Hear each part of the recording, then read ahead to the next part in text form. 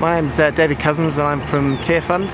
We're heading up to Rasua to do a assessment trying to identify what the needs are there. It's an area that's been very badly hit with about 82% of the households damaged.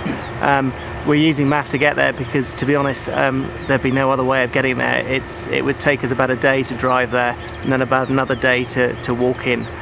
So this is saving a huge amount of time and enabling us to get to some of the really distant, far off places. Hi, my name's Ben Hepner and I work with OM, and we're travelling together up north to hopefully assess some of the villages, find out what the real needs are, and MAF are really helping us with that by flying us up there, and this, as David said, saves us a lot of time. 2 days one way to get there, which means we can do our assessments quicker, which means we can come back and mobilise our people faster. So as far as we've heard, that there are a lot of people that have been displaced from their homes, a lot of loss of life in these areas where houses have collapsed or landslides have wiped out villages and even just completely changed the landscape in some of these places. So the needs are quite great. Many of the people have been displaced and now some have been airlifted down to Kathmandu.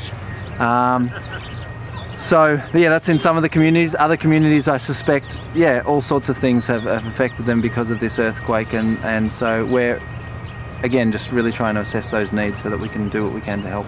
Yeah, the UN have produced sort of statistics based on each district for both the number of people who have been affected by the earthquake and also the proportion that is of the population. And up in Rasua, it's the highest proportion of all the affected districts. So it's just short of 82%, they reckon. 82% of houses have been damaged or badly damaged by the earthquake. Well, I think we were looking to get to Rasua and we weren't quite sure how, and then the email came in saying that you were open and operational.